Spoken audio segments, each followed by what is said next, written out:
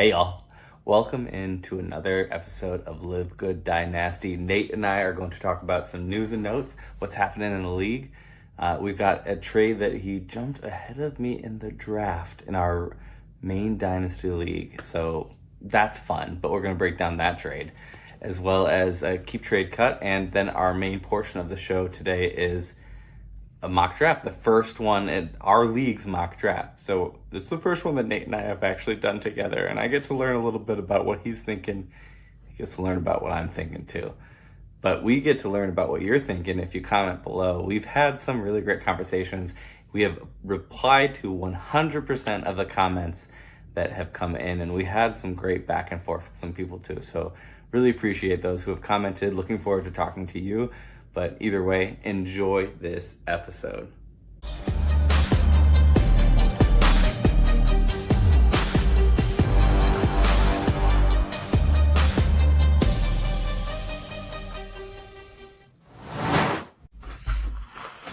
Well, welcome to Live Good Dynasty, the Live Good Dynasty podcast. My name is Nate DePaulis. I'm joined here by my co-host, Arlen. And if you're listening to this podcast on any of your favorite platforms, remember we have a video version also available to you on YouTube. Most importantly, what we really want you to do is comment, because we've been loving the conversations that we have with folks that are joining in those video podcasts. We reply to as much of them as possible, and we want to know your thoughts, what corrections you have. Call us idiots or whatever, casuals, or if you want to have a conversation with us that way, we will gladly prove you wrong. So please hop in and join the conversation, and always make some suggestions for any future episodes as well. But we want to get right into this because we got a lot to talk about today. We've got some news and notes we want to cover. There's some trade news that is happening locally in our own leagues here that we'd love to discuss, and we'd love to get through a mock draft here. So yeah, let's jump into this because we've got a lot to cover. Arlen, what else we got? So we got the news and notes to kick it off, and yeah, we've got that trade to talk about. You kind of upset me with that one. It was an annoying trade, and we'll talk about why. But then, yeah, I'm excited about the mock draft because we're doing the mock draft that is within our own league, and exactly where, after all of the trades, where we're sitting. And again, it's one quarterback mock draft, one quarterback league. And to kick it off, though, there's two players that we wanted to take a quick second to talk about, because Goff got paid, first of all. I think that's a really big one that affects a lot of really key fantasy players outside of just himself. But the Lions locking it in and keeping their guy, somebody who I was a hater of for so long when he was in LA, and he's transformed to a totally new player, and it earned a 5-0 contract. Yeah, he got paid.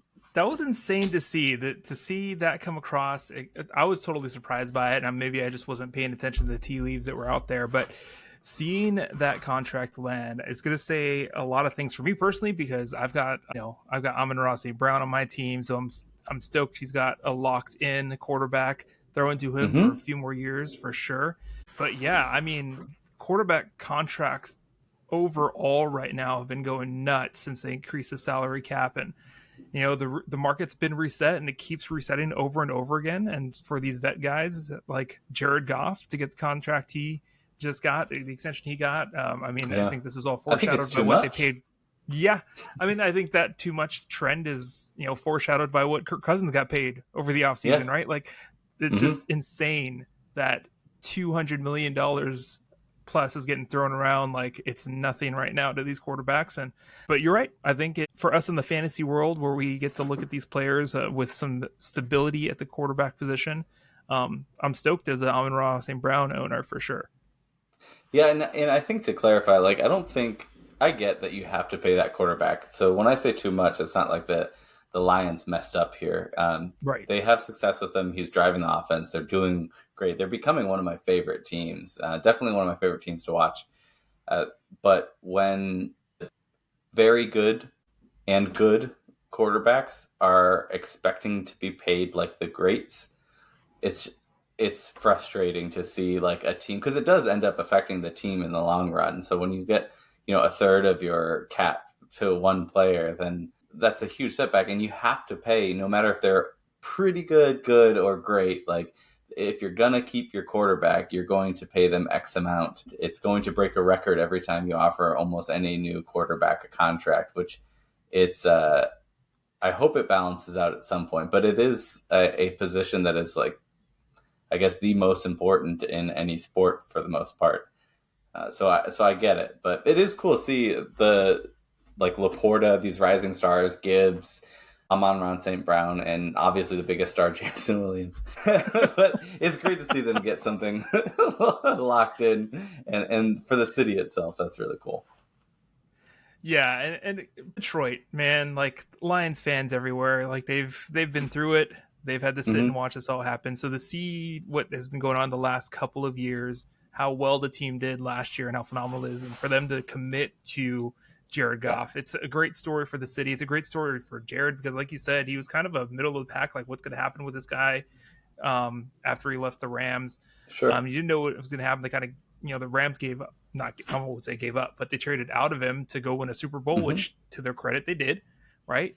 But now Goff is kind of staying on the backgrounds. Yeah, it's one of those great trades that. Yeah, it's nice, and I think that. We'll talk in a moment about the trade coming up, or I feel like the same, our interleague one. But first, let's talk about a hot mess named Rice.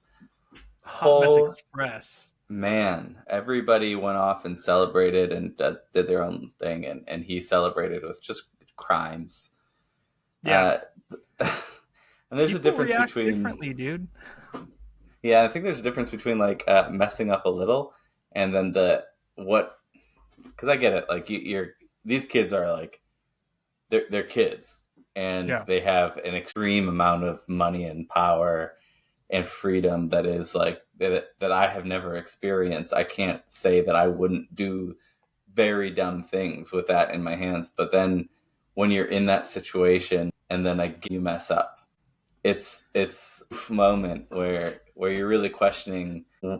On the second strike of a major thing, while it's going on, how is this team going to respond? And they responded to the first one with drafting a wide receiver in the first round. So what's their response with the second one? And it's such a big news story that I feel that a very significant suspension, if not year long, is half maybe coming in. But once you get to that half year, and I'd love to hear your opinion, because I mean, there's an argument that talent wins out, and then there's an argument that, well, we've got to move on and secure and rely on our top people. So you'll be on the team, but are you going to be one of our top people that we rely on and build around? And maybe he dropped off of that. Yeah, this is such an anomaly situation, right? Because what we're looking at is an organization that has figured it out regardless almost of the talent in certain positions, and I think they've literally proved it at the wide receiver position. When they let go of Tyreek, everyone was screaming from the mountaintops, Mahomes has got no one to pass to, right? Since he's left, they haven't had that number one wide receiver, really, like a lock-it-down wide receiver. They did well in both of those seasons, though. Huh? Yeah, and they've been okay, right? Like it's not like they can have a carousel of different wide receivers out there, and I think they're going to be fine. Travis Kelce is continuing to age, so we'll see what happens as that continues. But they also just locked him down, so for at least a couple more years. So they've got some time to figure it out. Mahomes isn't going anywhere. Someone's got to prove him wrong eventually, or prove wrong that his talent's going to run out, and he can't just play with anybody. But to your point, they just signed. They just drafted a weapon for whatever he's going to be, whether he's going to be great or he's just going to be mediocre. Like, they've rocked it with mediocre. But I think the response here is maybe they find a couple more veteran pieces and get some depth, but I don't think they're pushing the panic button in Kansas City by any means, no matter what happens with this guy. And we can't talk about, neither you or I can really judge his personal, whatever's going on with him and the decisions he's making. Yeah. Knucklehead decisions by a kid, I'm sure. Charles Barkley, knucklehead. Yeah. Whatever ends up happening with him, suspensions, half the season, pit talent, what it means for your fantasy team holistically, though, like Mahomes is going to be fine. You're going to have, the same uptick you expect from Kelce, whether he's got wide receivers out there or not. So what does this mean for the other guys on the team? Is there the resurrection of Sky Moore, right? Or is it like is Juju's coming back. Juju's coming back, right? Something like that happening, or Xavier Worthy proves worth it. You never know, but yeah, it's nuts to think about like what's happening with this kid. Especially after how he came on at the end of last season, it's real sad to see like what Rashee Rice was doing coming towards the end of last season into this year. He had the ability. He had the ability to take over and be like the next, not next Kelsey in terms of like that historic performance, but I think the next guy that they're relying on. And I think that's the biggest point that I'm trying to wrestle with. Like, if they have moved past him being the person that they're looking to rely on, and for me, I don't think that means you can really even sell at this point, because that's a general feeling I think a lot of people are like nervous about right now. And I know that I sent a trade for him, and I was not willing. Well, of course, yeah. You never know how people are feeling, and mine was, I sent it knowing that it was pretty low. But I don't think that I would.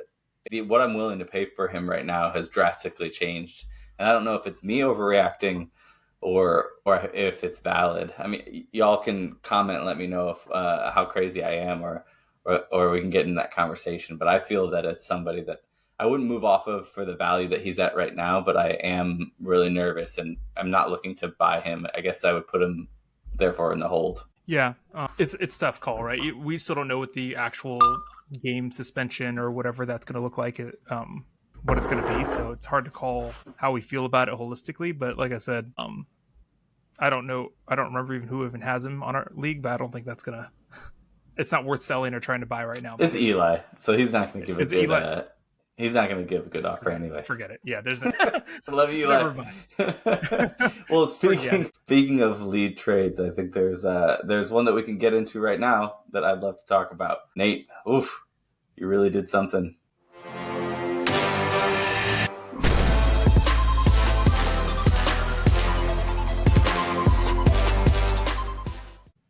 Nate's annoying. Oh, all right, so this trade that you pulled off, you were able to get into the. You're able to get in. So I guess the background here, I was 1 of regular season and 2, so I have the 12th spot. He's the 11th, but through trades in the beginning, throughout the season, and after, I've got 1, 3. He had 4, and he traded his way into 2, which I can't believe the league is. They're probably going to riot that the top 2 teams from last year have 1, 2, 3, 4. But now you're set up in a pretty good spot, and you jumped 1 ahead of me, and now I'm really upset that. Yeah. But at the same time, I don't know who you're going to take. So why don't you break down the trade that you made and why you did it? Yeah, so there's a few different factors that came into here, and I did a short on this earlier in the week, so you can check that out for sure to get my initial reaction to this going through, because I was super excited. But my team is really light in depth in running back, and I'm pretty flush with wide receivers. I've got Amon-Ra St. Brown, I've got Puka Nacua, I've got Jordan Addison, I had DK Metcalf and Jalen Waddle, so a lot of different pieces out there, and I have, as Arlen said, the pick, so high potential is going to get more wide receivers there. So I was able to put this trade together with someone else in the league where I'm giving away DK Metcalf, I'm giving away Jalen Waddle, trading away the 2.09 for this year, to get back Brian Robinson for that depth piece I'm looking for running back, get that 102, that coveted spot that is picking 1 ahead of one of Arlen's pieces here. That was probably the main driver. I was about to ask you if that's like, if you would have made that trade otherwise, or if that's what pushed it over the edge. It was definitely icing on the cake for how this draft played out. I mean, how this trade played out. I might have even, Nick, if you're listening, hold your ears a little bit here, or cover your ears up, or earmuffs or whatever, because I probably would have overpaid even a little bit more to get that 102 spot because it's jumping ahead of Arlen. But it ended up being pretty fair. So I got the 102, and I threw in a 5th rounder that I probably didn't need, but I'm happy I got it for next year. And then we also included a swap for useless 2nd round picks next year. So it's pretty cool that we included the swap. I like the gambling aspect of that, but it's likely based on our team construction that the pick I gave away is going to be late second rounder, and I got back probably an earlier mid second rounder. Mid So to late. probably He's getting stronger. That's scary, dude. He is getting stronger. But at the end of the day, gave away DK and Jalen Waddle to get 102 and Brian Robinson with some pick pieces in there. I'm super excited about it because what that does for me, it gives me the 102 this year. It gives me the 104 this year.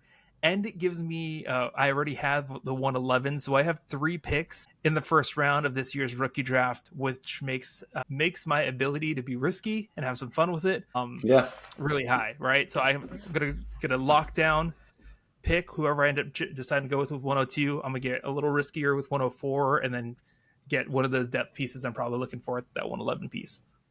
Here's the thing I'm wondering, though. Like and this is just... One, I'll say I like the trade. I thought it was pretty even on. You are giving up a lot, but if Odunze or Neighbors hits, they're going to hit probably harder than the other two. Waddle is that.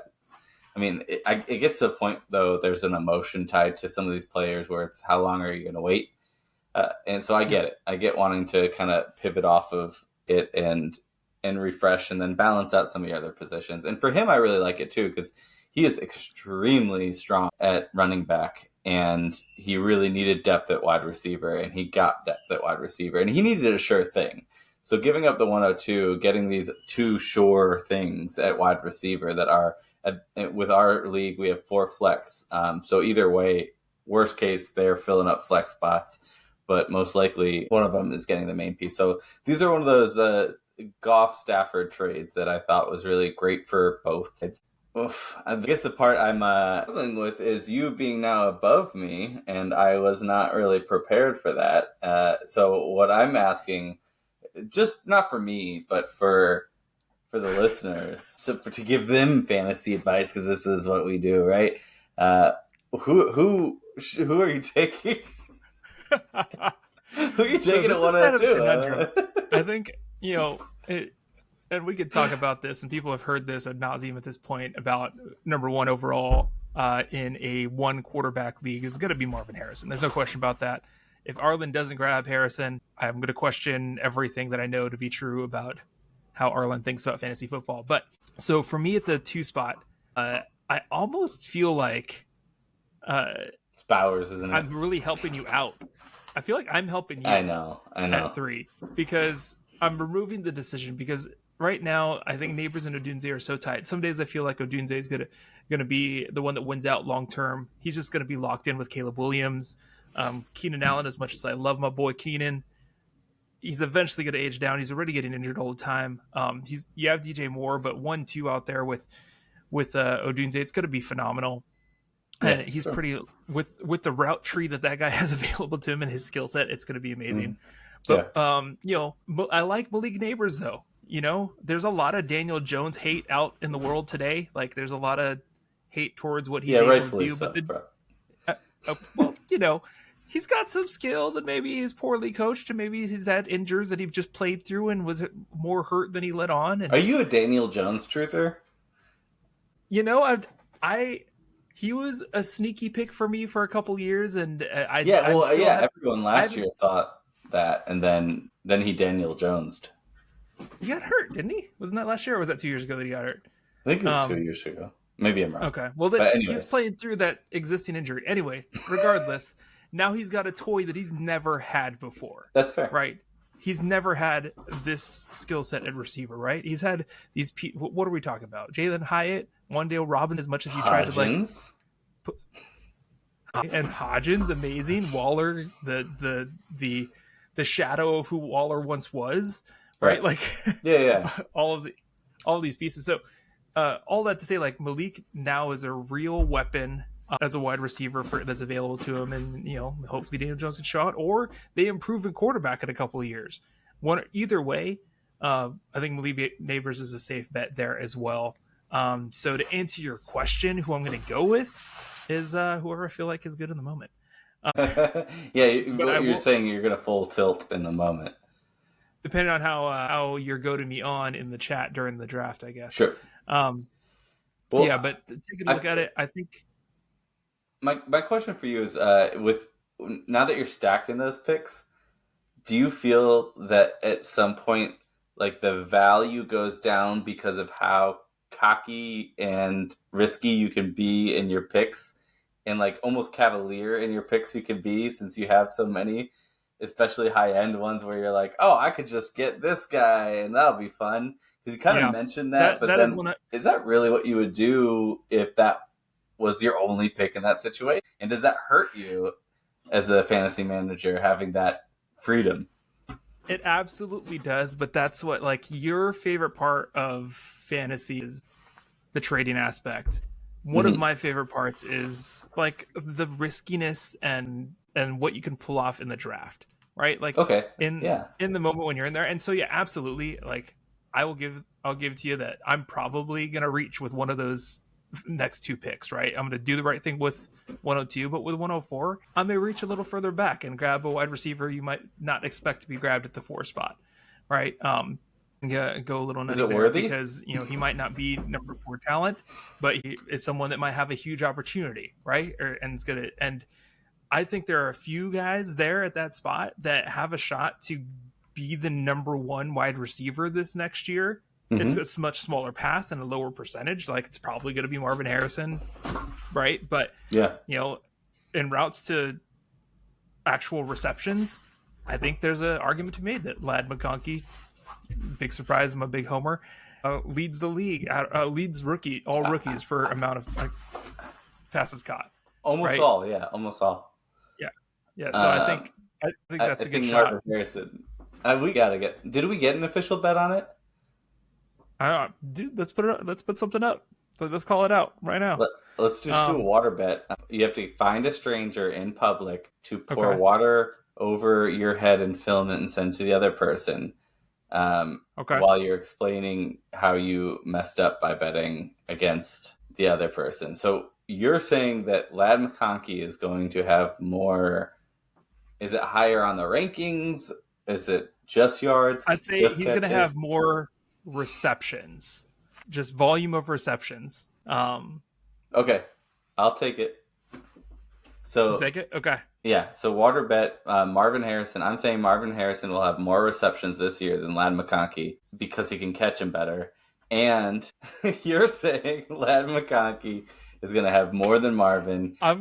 Is there a major injury, meaning more than 6 games, means we go per game average?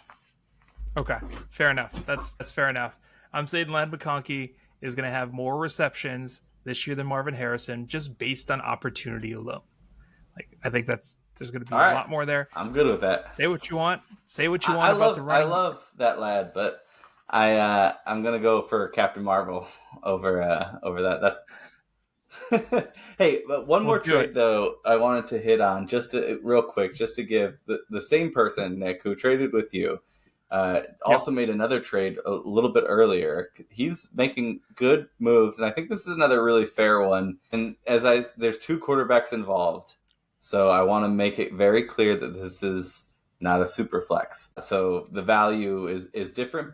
Jared Goff and Sam Laporta is who he got. And he traded away Baker Mayfield and Garrett Wilson. I thought this was and this is also before the contract extension. But either way, I thought this was a fantastic trade.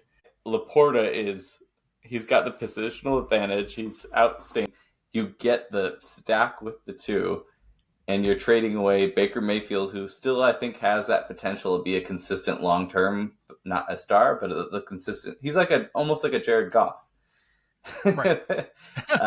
Big surprise. And then Garrett Wilson, which he should have a pretty solid career. So I loved it. I thought that this also was a good upgrade for him, but just a good balance for him and his team, especially once he paired up with restacked his wide receivers right after losing one here. So he got his tight end shored up. He lost a wide receiver, but then he went and got a couple really good ones from you. Yeah.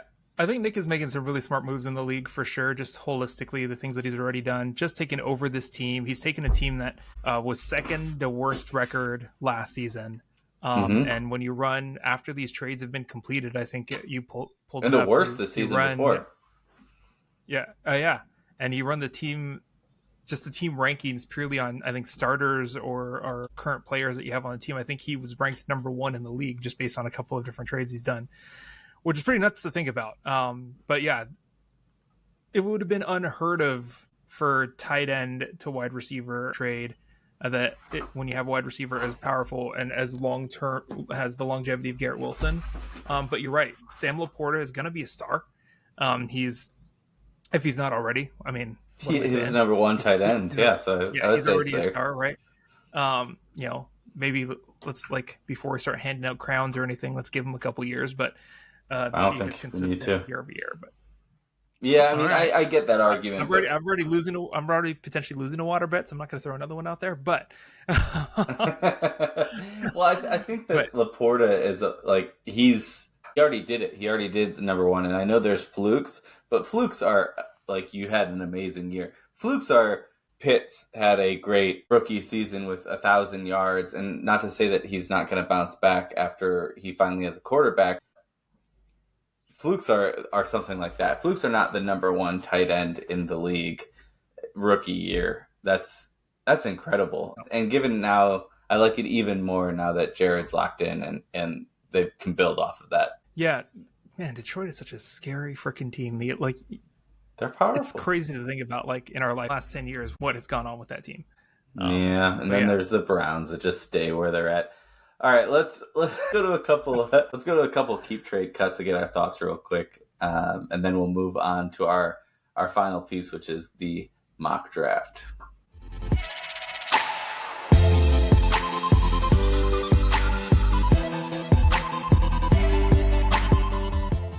All right, yeah. So get in the keep trade cut. Wanted to take some folks, if you're not familiar with it or you're not used the site before, but giving you an idea, we're gonna put 3 players on the board that we're gonna talk about, and we're gonna really decide of these 3, if I had to take a look at these folks, who am I keeping on my team, who am I trying to trade, and who am I just dropping. So keep trade cut's all about that. If you're not familiar with that, so one jump in, Arlen. I'm gonna give you this first one. We've got Rashid Shaheed, Marvin Mims, and Bo Nix. Remember, we're in a single quarterback, no tight end premium, 4 flexes in our league. When we think about making sure that we're thinking about it that way, what are we doing with these spots? This one got me a little bit. I've been going back and forth a little bit on it. Rashid Shaheed, he's somebody that I traded for a couple 2 years ago, and I think he's one of those solid number 2s that's going to be a perennial number 2 that you can just count on it, and it's a great flex piece. Marvin Mims and Bo Nix. So Rashid Shaheed is my keeper there. Trade cut, it's between Bo Nix and Mims, and I keep going back and forth. I originally wrote Mims. I think I'm going to stick to it. It's funny that it's on the same team. Mims could break out. I don't know enough about Bo Nix of his rushing capability. I don't know that he has any, or if he's more pocket. It's more that I think I trust in Peyton's evaluation of quarterbacks that might fall.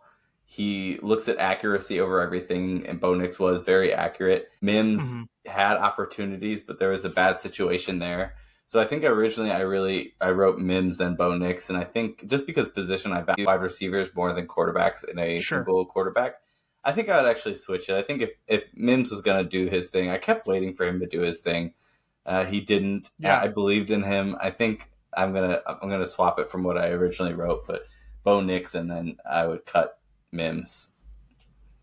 Yeah, so now you've locked it into what I would have said. Oh yeah, I agree with you on Shaheed. Yeah, for sure.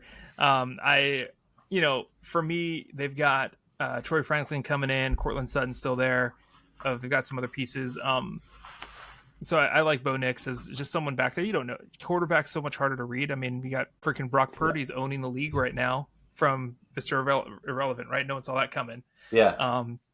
So you just never know how it's gonna lock down and how they translate their game into the NFL. And I think that you can tell a lot more after a couple years back there. So we'll see what happens with Bo Nix, but I'm willing to wait on him. And like you said, we've already seen it with Mims, or at least have started to. This next one, you can take this next one. Yeah, for sure. So someone we just talked about, but we've got CeeDee Lamb, we've got Sam Laporta, and we've got Malik Neighbors here. So this powerful. Is like I don't what like how you're putting me in a position where I've got to cut one of these people when you take a look at it this way. For me, I don't think CeeDee Lamb's going anywhere, right? He's going to be a lock it down piece for sure. Mm-hmm. But because of our dynasty league and how we're built, I feel so dirty saying it this way. I think I would keep Sam Laporta. Okay. Try to trade CeeDee Lamb because he's at superstar value. I think you can find a team that needs that, and you can get back a lot for him, where you have a few more years left with Laporta. Like, he's entering into what he's going to greatness. He's not even at his prime yet, where I think we've got CeeDee Lamb either at the top of or moving towards like the later part of his prime. So he's still tradable right now to get you a lot of assets if you want to go younger. And I don't know how I'm going to say this, but I guess Malik Neighbors is your cut, but that's dumb. How old do you think CeeDee Lamb is? Am I overaging him? You might be. Yeah, what do you have in your head? My number for him in my head is late 20. Is he not like 27? No. He's just turned 25. Okay. I'm going to hold my answer. Okay. All right. Kind of. It does, but I'm going to hold my answer because I think I'd rather hold on to Sam Laporta just because positional value. And then, you can there's such a plethora of wide receivers to have like the number one tight end. I'd keep that on my team and be able to trade the asset. I'm gonna push back a little bit because when we were talking about the trade, you approached Laporta as if you're going to give me another water bet on him not being number one, and you passed forward, and now you're taking him over CeeDee Lamb. So I want clarification. Yep. On where you. So in the vacuum of the individual single trade that we talked about, 1-for-1, we talked about Sam Laporta for Garrett Wilson. In the world that we're talking about in keep trade cut, I'm keeping Sam Laporta and I'm trading CeeDee Lamb for multiple assets. Okay.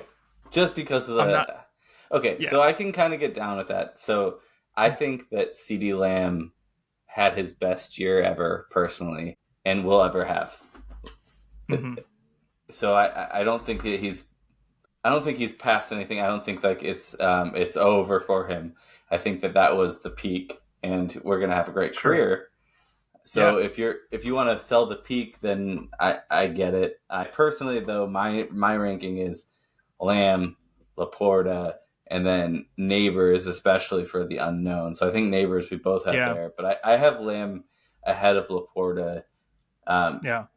Just also with the mindset of trying to stay water a bit, where the positional value is there, but it's not like it was 5 years ago.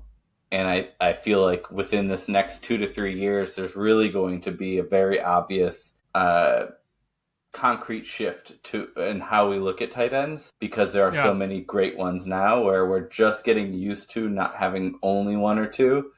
We're going into a space where we're about to all understand that the value is different now. So I think that if that's going the way that I think it's going, then CeeDee Lamb in 2 years I'll value more than a top tight end. Okay, I see that.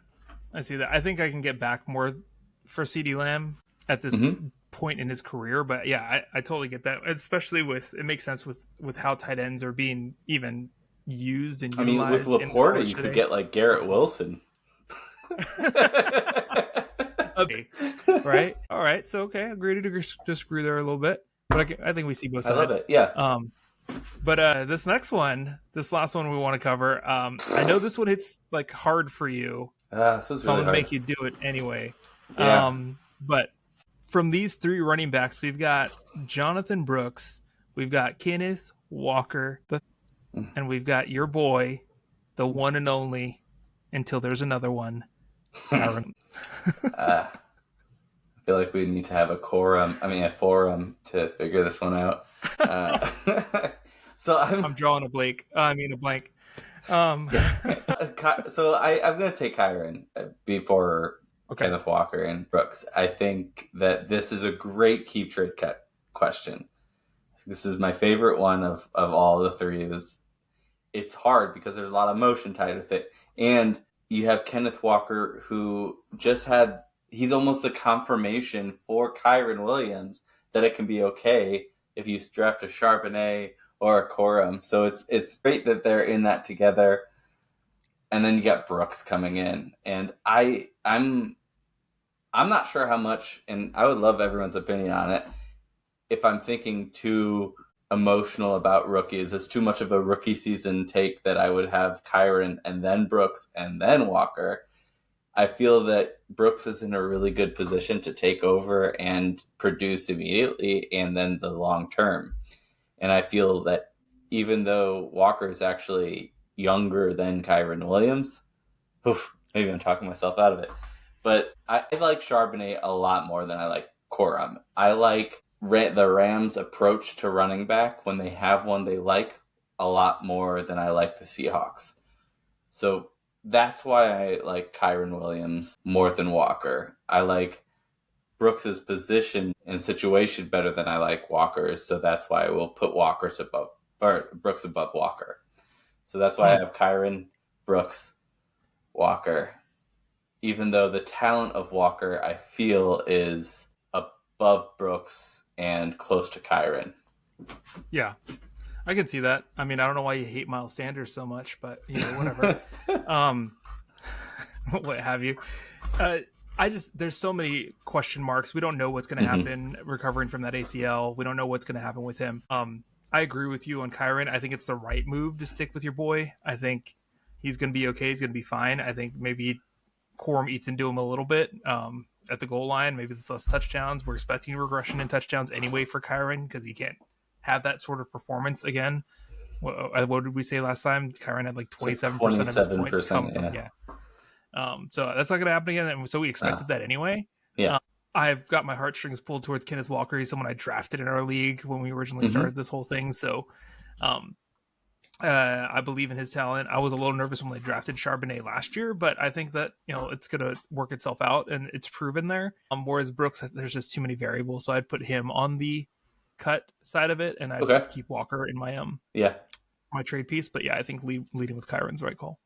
Yeah, I wouldn't argue that. I was between Walker and Brooks myself, and I, like I said, I'm fully aware that this might be a rookie season bias that I have right now, but I'm also very quick to refresh running backs versus most other people. Age is so much more important to me. If you're 2 years in, then you're halfway through your rookie contract, and I want to move off of that.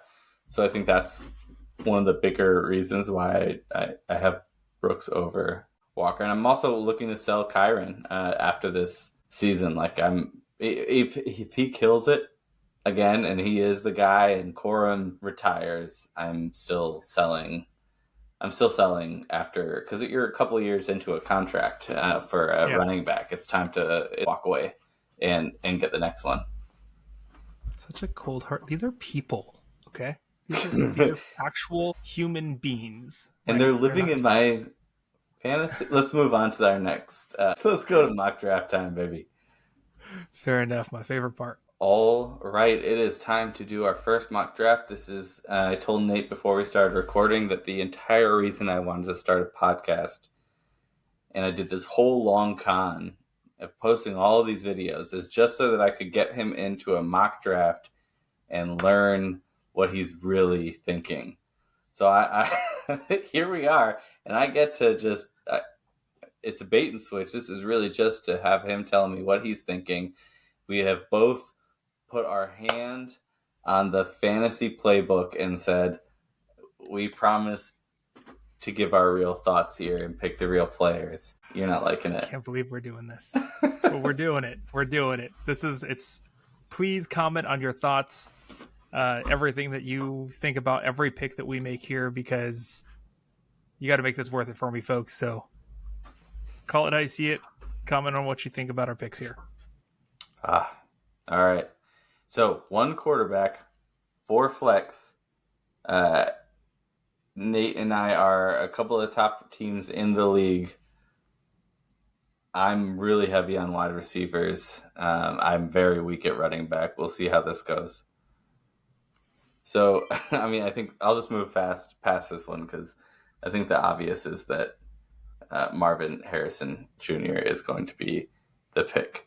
I think the number one reason is because he succeeded so well when he was getting covered like crazy, higher than most wide receivers in history, and the success rate that he's had is so high. Versus that, he feels ready for that next part. I don't have to convince anybody. We'll move to the next one.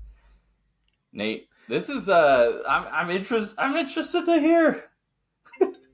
Yeah, 100%. I'm with it. Someone's trying to get a hold of me and FaceTime me here.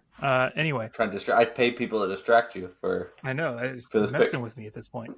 So just taking a look at this, I am truly conflicted, 100% conflicted in what I'm going to do. But for me, I think I would have to go Neighbors here. And this sucks because I've been talking up Odunze. I know what he's capable of, but I think grabbing Neighbors is going to be a safer bet this year.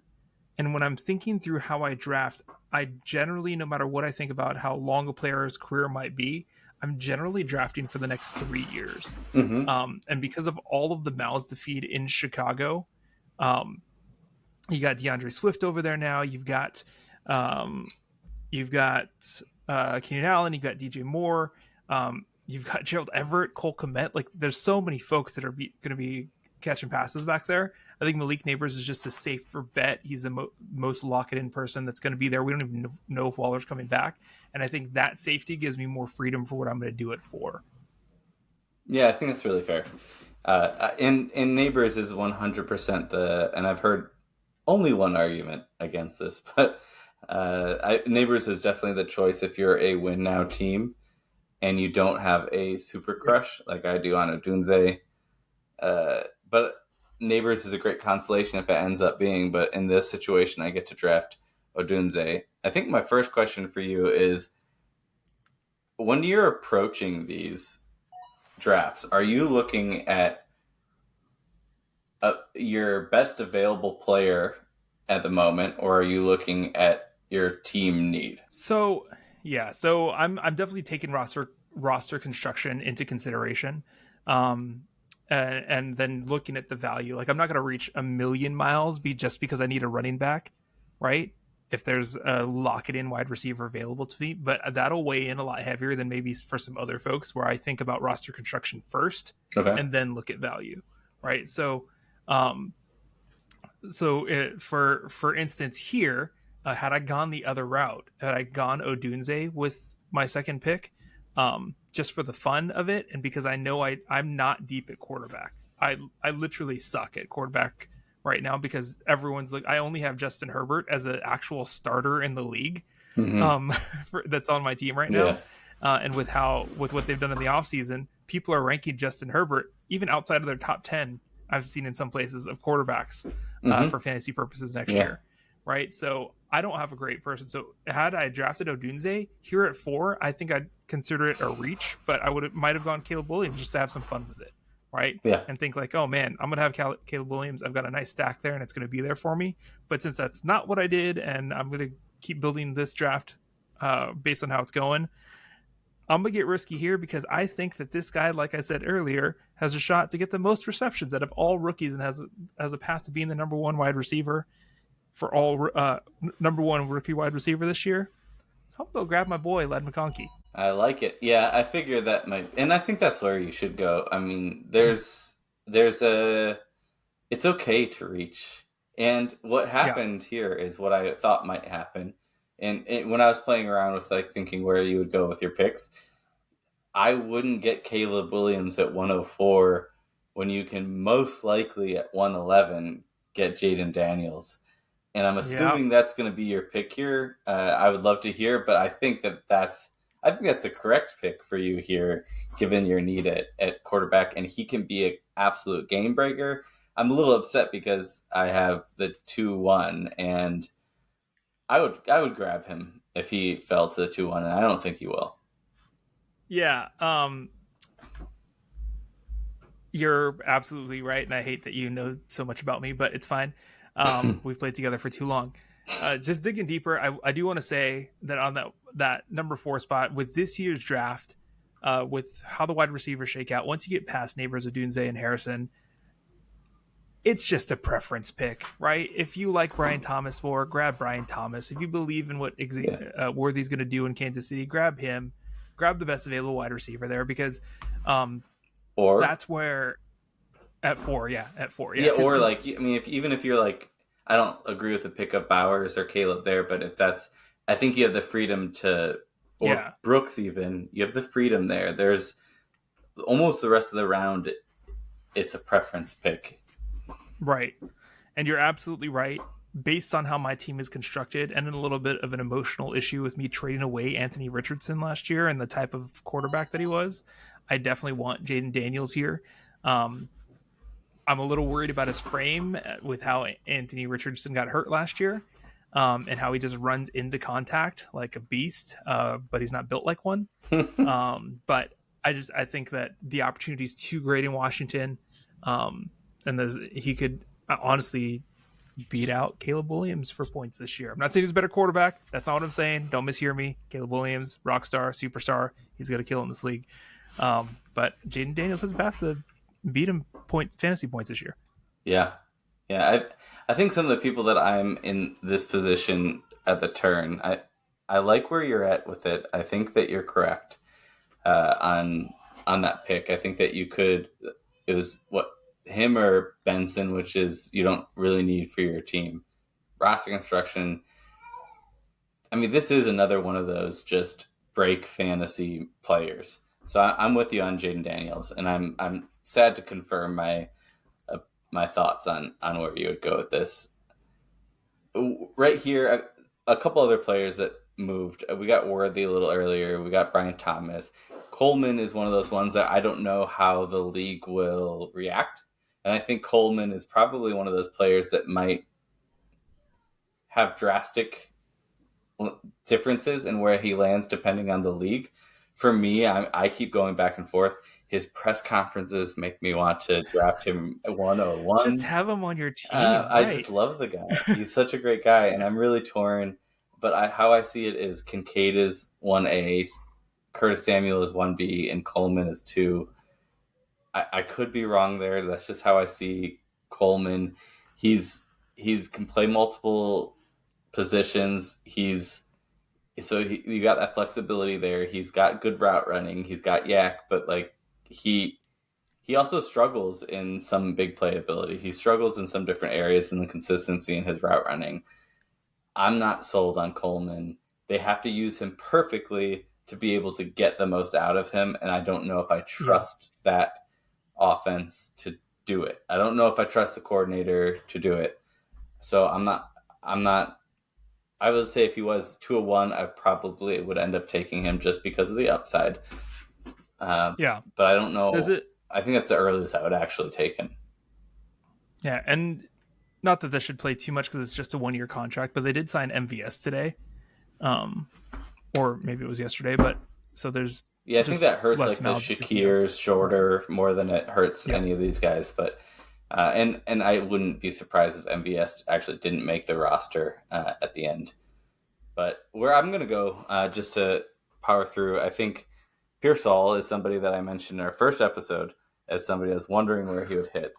And so it might be an anchor bias, but I think he landed in the perfect spot in a great offense, and he's in a position where one of the top, probably Debo, is going to leave soon, and he's going to be the number 2 possibly, or eventually maybe make his way to the number 1.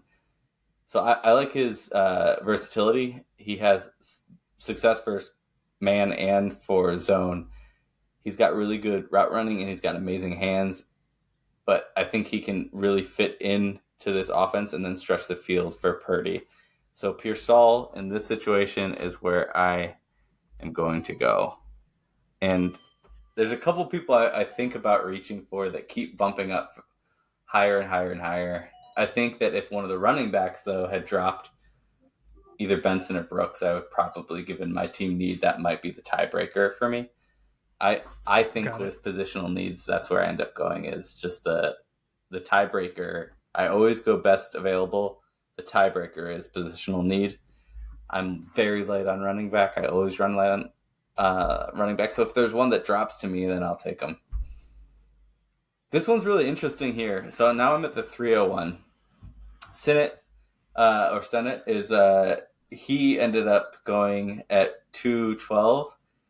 This is someone that I've also been talking about that I really like, and I'm upset that he was a reach by far at 3-1 before, and now I can't even get him at 3-1 in this mock.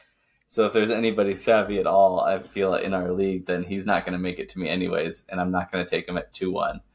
So goodbye. This player that I 100%, I don't even have to see who else is left on it. The player that I'm taking here is Burton. I don't think that he's going to make it to me here in a real draft. I think he's going to go earlier, but if he doesn't and I get him here, then I'm happy. There's definitely some other players that I would consider if he's gone. Maybe I wouldn't do McCaffrey, but maybe Baker or someone like that I think Senate would go here. If Burton's not available, he's probably going to end up being bumped down and available. So I would take him there. But Burton has the chance to take the number 2 spot for Burrow. And he has a first round grade for a lot of teams before you include his off the field issues that he had. And that's really what ended up pushing him down and getting him to, I think, the 4th round. Yeah. So this is where we're going to finish it off here. So we got the 3rd round is the last pick that we're making. So this is our last pick. And I'm interested to see at 311. This is where you got to get one of the nasty boys, the down and dirty. Who's your guy? You can reach the further down in the draft. I feel like you can reach further too, because you're like, I just want to grab the guy that I'm thinking of. Yeah. I think that you can go a lot of routes here, especially in the 3rd, 4th round. This is where you can mess around and fall in love with folks. But I don't think you gotta get too complicated here with who's available. I'm not going to be that much of a homer, but had I not grabbed Lad McConkey a little bit earlier, there's some pieces that I really love here, and maybe I did too much research on these folks because I love what the Chargers did in the draft. So at this spot, if it was staring me in the face, and I really needed a running back, I think Audric Estime here is a good call, even though it's kind of chalk right now because he's right there at the top of the board for how the mock draft is shaking out for us. But I mean, there's a wide variation of possible end places for him about how this is going to go. But I think that it's a safe bet, as safe as a running back in the 3rd round is going to be for Dynasty. And you're going to reach further and further back. And like I said before, the running back options that we have in this draft is pretty messy. It's the Burger King of running back classes. Like I said before, you'd really have to dig to find what you want. And so Audric Estime, like I said, is a safe bet, but because I'm going to homer it, I'm going to explain why I'm doing this and why I love it. I'm going to reach a little bit, and I'm going to grab Kamani Vidal. And let me tell you why, because I don't think this guy's going to get talked about enough anywhere. So I'm going to grab Kamani Vidal because of what they're doing in Los Angeles with the Chargers. They're the San Diego Chargers to me forever and ever, by the way. But with what they're doing, he's got that small frame. I think that he has an opportunity to be the best running back the Chargers have by midseason. I know they've got Gus Edwards. JK, I'd be surprised if JK doesn't get hurt getting off the bus. But with what they're doing with that line, getting Joe Alt on there and really building that line around and protecting not just Herbert, but building a real true running culture, just like Harbaugh likes to do. Kamani Vidal, really, really low center of gravity, can really push it down, be a downhill runner. He's got the opportunity to be the most explosive and best back that they have in a offense that's going to be geared around running the ball. Yeah. So I think he's got that shot. It's a 3rd round, low risk pick, right? He's not locked down by any means. He's not lock it in. He's going to be a starter. He's going to do great things for you. So I'm going to grab him there. And right now, if this were our real draft, I'd be a real homer team with Justin Herbert, Lad McConkey, and Kamani Vidal. But well, it's fun. But that's the fun of what I would want to say as you're going into your rookie drafts is just what Arlen said right now. Like, you've just got to have fun with it. If you have a guy that you're in love with, go get your guy. Like, why wait? If he's there for you, he might not come around. This happened to me last year. It punched me in the face. I wanted Puka Nacua so badly in the 5th round, and I thought he was going to fall to me in the 5th. He didn't. Arlen grabbed him, and I had no reason to not grab him in the 4th. He was on my board. He's someone that I wanted to grab, but I waited because I thought he was going to fall to me, and he didn't. So and then I traded him. Yeah. That played out in my favor eventually, and we've talked about that before, because your boy Arlen didn't know a ton about Puka and his route running ability, and was willing to make a trade for Mr. Sean Tucker, and I was okay with that. So we did that trade, and I got to live with Puka Nacua. But all that to say, like, we are playing a game that is a made-up game about a fantasy world that we're getting to watch and be nerds about. And if there's someone that you just want to have more investment into their story, why not have fun with that? Like, draft Keon Coleman because you're invested into his story, right? Yeah. And you want to see him succeed. And now when you watch games, you're going to have that much more fun watching those games. I, for years in fantasy football, refused to draft Chargers because I always told myself I want to enjoy Chargers games and I don't want to be worried about what they're doing strategy-wise to get me points on my board, right? Yeah, and then that's a problem too, right? But no, I've realized, like, drafting Chargers and having them on my team is a lot of fun, especially when they're awesome. Yeah. And so, I mean, it's not like they're Browns. I mean, what are we going to do? Fair. That's my last piece about the draft. And just like, roster construction matters, all of that matters. But at the end of the day, pick the people you're going to have fun watching. Because at least if you end up being the worst team in the league or not winning the championship or whatever, like, at least you had fun watching the games. Yeah, I think it's important to call out that to remind yourself once in a while that it is a game. We're literally have nothing to do with any of this, and we're just having fun. And it's a beautiful game. And it's just fun to just be a part of it. So if there is somebody that you just want, and especially in Dynasty, above any other league format, Dynasty, you get to just be vested in these players and have fun. So if you want to reach based on just you want that player on your team, I'm 100% with you. Just do it, because it's a game and it's not that serious, and they can be successful, but make sure you get your people. Make sure that you do it. And if you want Odunze, just don't do it, Nate. Don't do it. I want to see what's going on with his hamstring. I love that you're texting me. He's got a major injury. To try to talk me off of it. I'm literally 50-50 right now still, but I think today, because I think that would be fun to have Odunze and Caleb Williams. That would be fun. That would be a lot of fun. A fun duo to have, like, just to see them grow together and see what they do. They're already hanging out and whatnot. So that'd be a cool thing to see happen. But at the end of the day, like, whatever. Now, I will say that we're saying all this number 1 and number 2 in our league, so it's really easy for us to say all these things. Yeah, we're not that desperate. That's fair. So we can go have some fun in the draft and throw out some trades or whatever. But, that's a call out to the other 10 of you. Figure some stuff out. Let's make this more competitive. like what Nick's doing and what Eli tries to do. Yeah, well, I think they both are. They make some. I think. Well, he was part of that trade, so he's made some solid moves too. I think that at the end of the day, have fun. I think your Vidal pick is going to seem less egregious as we get closer to when we draft, which is the first weekend of June. I think that it'll be closer to where you got him. I've already heard his name come up multiple times from different groups, and there's a conversation around him. If he does anything in training camp, he'll pop up pretty quick. I think. I don't think that he's relevant in redraft, but I think in Dynasty it's good.